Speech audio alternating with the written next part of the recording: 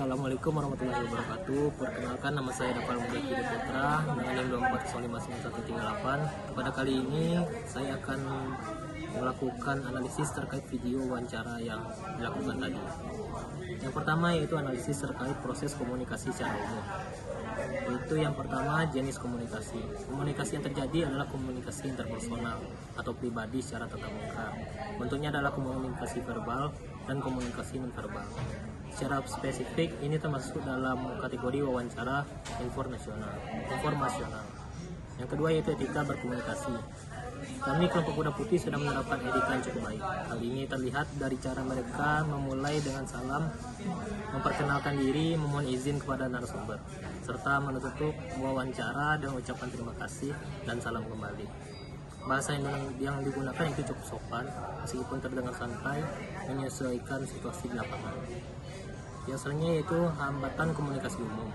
Proses komunikasi dalam wawancara ini menghadapi dua kendala utama. Yang pertama yaitu hambatan lingkungan dan psikologis. Secara fisik, lokasi wawancara di area parkir terbuka, memicu gangguan audio berupa suara bising kendaraan yang melintas, deru angin, serta aktivitas orang di sekitar yang menyebabkan suara narasumber terkadang kurang terdengar jelas. Di sisi lain, terdapat hambatan psikologis berupa kekakuan awal antara mahasiswa dan ibu mulia. Rasa canggung ini terlihat di awal sesi yang membuat alur percakapan terasa sedikit kurang mengalir, sebelum akhirnya suasana menjadi lebih cair seiring berjalannya diskusi. Selanjutnya itu usaha mengatasi hambatan. Kelompok kami kuda putih mengatasi hambatan dengan cara mendekatkan posisi tubuh atau mikrofon ke arah narasumber agar suara terdengar lebih jelas. Mereka juga mencoba mencairkan suasana dengan memberikan respon, anggukan, dan kata-kata penguat seperti "oh iya", agar narasumber merasa nyaman bercerita. Selanjutnya itu hal yang bisa diperbaiki agar efektif. Untuk meningkatkan kualitas komunikasi ke depannya, aspek persiapan teknis dan substansi perlu dioptimalkan melalui pengelolaan lingkungan dan alur wawancara. Kelompok disarankan untuk melakukan kontrol lingkungan lebih ketat dengan memilih lokasi yang lebih tenang atau menggunakan perangkat mikrofon tambahan guna memastikan suara narasumber tetap dominan di atas kebisingan latar. Selain itu, penyusunan daftar pertanyaan lebih sistematis dan terstruktur untuk meminimalisir jeda berpikir yang terlalu lama, sehingga transisi antar topik pembicaraan menjadi lebih mengalir, dinamis dan profesional. Selanjutnya itu kesimpulan efektivitas komunikasi. Komunikasi sudah cukup efektif. Alasannya, pesan dan informasi yang ingin digali oleh mahasiswa berhasil disampaikan dan dijawab dengan jelas oleh narasumber. Tujuan wawancara tercapai meskipun ada gangguan teknis suara. Selanjutnya itu yang B adalah analisis terkait keterampilan mendengar aktif. Keterampilan mendengarkan aktif yang pertama, selama proses wawancara, mahasiswa menunjukkan keterampilan mendengarkan aktif melalui pemberian atensi penuh, terlihat dari kontak mata yang konsisten serta posisi tubuh senantiasa terarah kepada narasumber. Selain itu, mahasiswa aktif memberikan respon positif berupa anggukan kepala dan umpan balik verbal singkat seperti kata iya atau oke untuk menandakan pemahaman. Kemampuan mendengar ini juga diperkuat dengan teknis prafase, di mana mahasiswa sekali mengulang kembali poin penting yang disampaikan ibu mulia, seperti mengonfirmasi durasi kerja guna memastikan informasi yang diterima telah akurat dan sesuai dengan narasumber.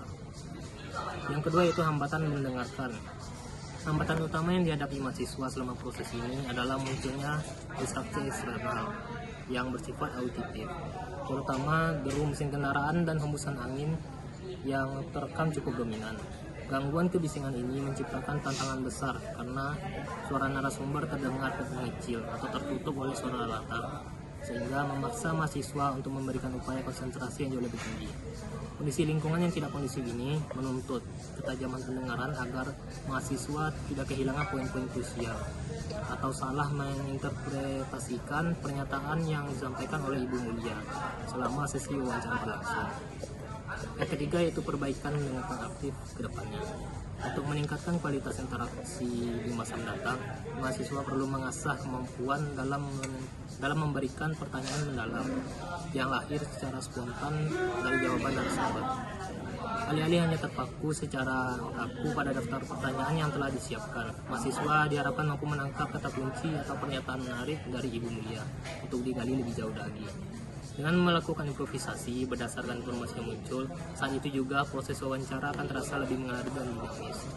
Sekaligus menunjukkan bahwa mahasiswa benar-benar menyimak serta menghargai setiap detail cerita narasumber secara mendalam. Yang keempat yaitu kesimpulan mendengarkan aktif. Berdasarkan pengamatan proses wawancara, dapat disimpulkan bahwa mahasiswa telah menerapkan prinsip mendengarkan aktif atau active listening dengan sangat baik.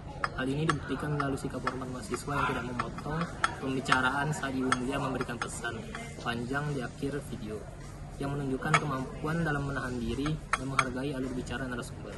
Selain itu, sinkronisasi respon nonverbal yang ditunjukkan melalui ekspresi wajah dan bahasa tubuh yang selaras dengan isi pembicaraan, memperkuat bukti adanya keterlibatan emosional dan kognitif. Kemampuan mahasiswa dalam mengajukan pertanyaan, lanjutan yang relevan dan kontekstual terhadap jawaban sebelumnya semakin menegaskan bahwa mereka tidak sekedar mendengar suara, melainkan benar-benar menyerap dan merespon informasi yang disampaikan secara mendalam.